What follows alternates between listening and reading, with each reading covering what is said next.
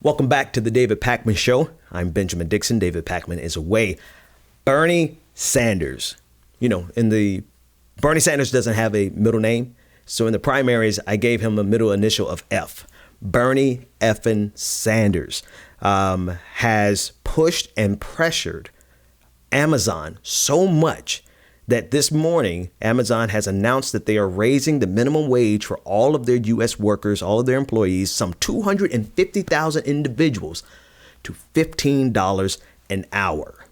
Now, we should just take a minute to applaud the efforts of Bernie Sanders and everyone in the progressive movement who have insisted that this is the bare minimum that people need to live in America.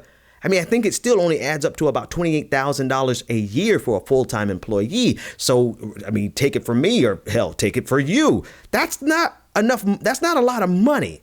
But for a person who works full-time, for a person who gives 40 hours a week, I mean, that's the least that we should be doing for if you're making trillions of dollars. But let's get to the specifics. And this is from CNBC. This is what they said, quote, Amazon announced Tuesday it's raising the minimum wage for all U.S. employees to $15 effective next month. The new minimum wage will benefit more than 250,000 Amazon employees, including part-time and temporary employees, as well as another 100,000 seasonal employees. The company said some employees who already make $15 per hour will also see a pay increase, according to CNBC. Now, to let you know why, I mean, hopefully most of you already know about Bernie Sanders' activism with regard to Amazon and targeting them like a laser, which he absolutely was right in doing. But I want to read a tweet from Bernie Sanders, a recent tweet, and then as well as read about a piece of legislation that he introduced. Bernie Sanders said this on Twitter. He said, quote, Amazon is worth $1 trillion. Jeff Bezos is worth $155 billion. Thousands of Amazon workers have to rely on food stamps, Medicaid, and public housing to survive. That is what a rigged economy looks like. Tomorrow, we will introduce a bill to end subsidies for low-wage employers.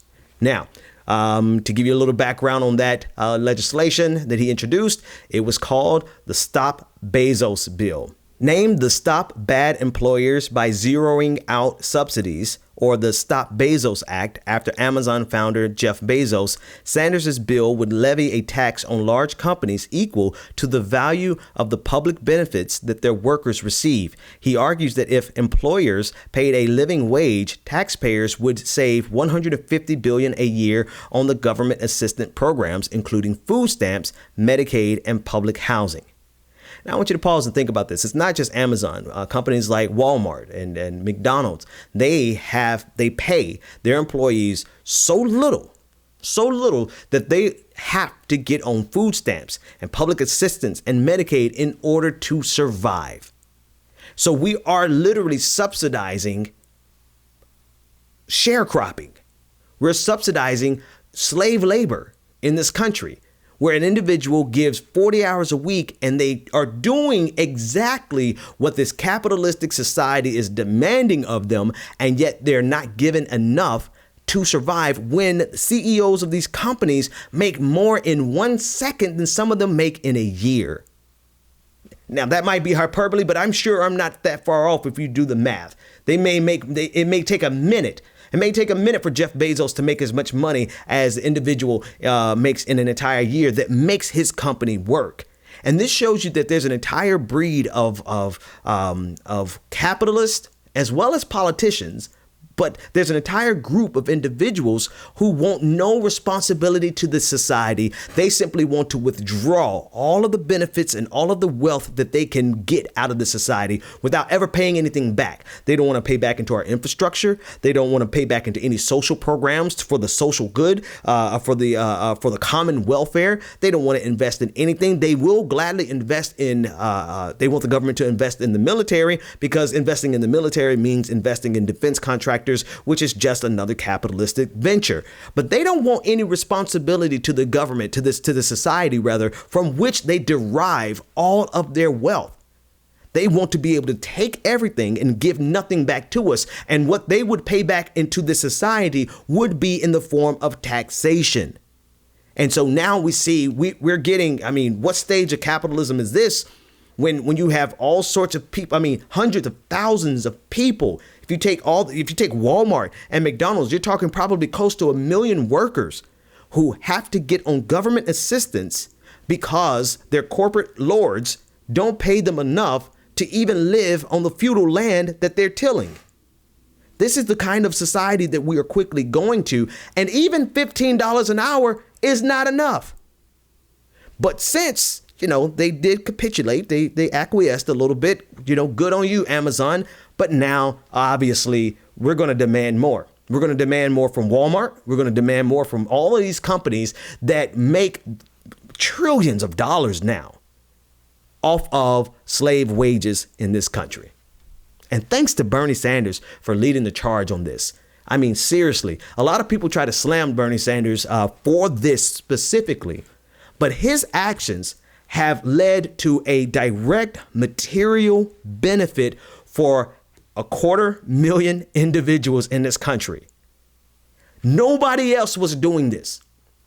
Nobody else in the Senate, nobody else he had supporters, right? I know Nina Turner was side by side. There's people, all types of activists who have been calling for the same thing. So Bernie Sanders is not alone in this, but he led the charge. And while he was leading the charge, you had obviously Republicans attacking him, but you also had Democrats attacking him, and people even using this as a means of explaining why it was so good that he lost the primaries. But what have you done? Everybody who slammed Bernie Sanders, what have you done to have a measurable, positive, material impact for the good of 250,000 people? And now we're getting ready to go for more. Miss me with all that. Bernie Sanders would have won. Today's program is sponsored in part by Blinkist.com/Pakman. If you've not already heard about Blinkist, it's amazing. It's an app for your phone, tablet, or web browser. And what they do is they take nonfiction books, popular nonfiction, critically acclaimed nonfiction. They condense the book into a 15-minute audiobook. You get all the most important information and insights from each book, but you can soak up the entire essence of the book in one sitting. I've listened to a ton of books on Blinkist. One recent one is Robert Reich's new book, The Common Good.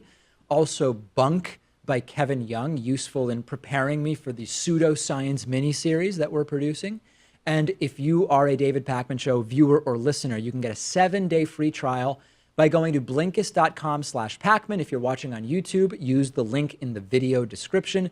After the free trial, if you like it, you can get the full access to thousands of condensed audiobooks for about $5 a month.